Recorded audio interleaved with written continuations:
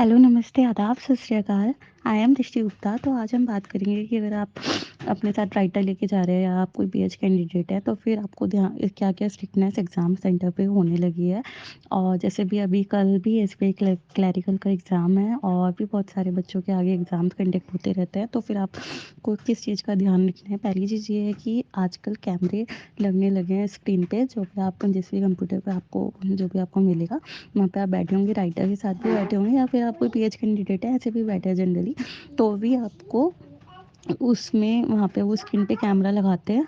बिल्कुल आपके लाइक आपके कंप्यूटर के जस्ट ऊपर कैमरा रहता है और वो स्पेशली इसीलिए है कि राइटर और जो कैंडिडेट है वो आपस में कोई बात तो नहीं कर रहे हैं, इस चीज़ के ऊपर है। तो आपको इस चीज़ का ध्यान रखना है, आप आपस में कोई बात ना करें और बहुत ही ध्यान से अपने आंसर्स को दें। और बाकी आपके आगे-पीछे भी 2-3 जने बैठे रहते हैं, तो वो इस चीज़ को देखते रहते हैं कि आप जो राइटर है वो क्वेश्चन बोल रहा है और आप उसका आंसर कर रहे हैं सही से या नहीं।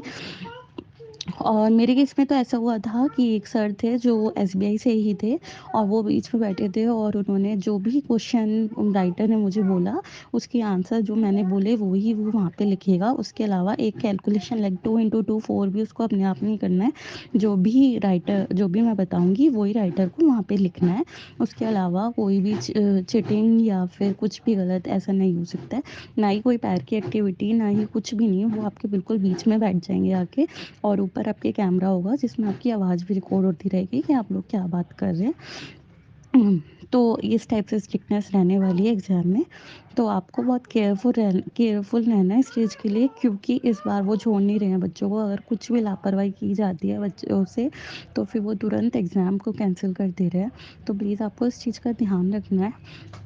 All the best for all the exams, पर डरने की ज़रूरत नहीं है, आपको केयरफुल रहना है।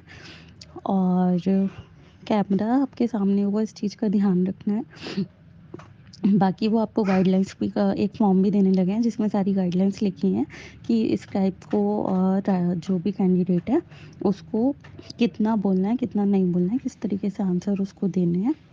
तो इस चीज़ के बारे में हाँ, वो लिख सकता है, अगर कोई शीट है उस पे वो लिख सकता है, पर वो लिखेगा वही जो आप बोलेंगे। उसके अलावा कोई भी कोई भी चीज़ वो अपने आप नहीं करेगा, किसी भी चीज़ का आंसर तो वो अपने आप नहीं देगा, ये तो आप जानते ही हैं। लेकिन कोई सॉल्यूशन, कोई कैलकुलेशन कुछ भी उसको अपने आप नहीं करनी है। और इस चीज़ के लिए वो 2-3 जने खुद जो एसबीआई से ही आए हुए होते हैं, वो ही आपके आस-पास बैठे होंगे। तो आपको इस चीज़ का ध्यान रखना है।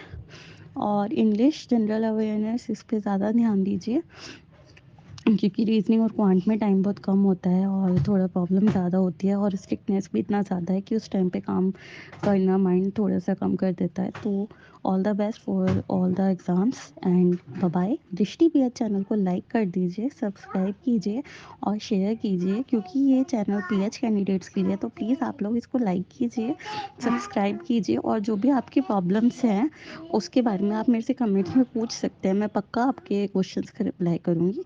तो बाय बाय।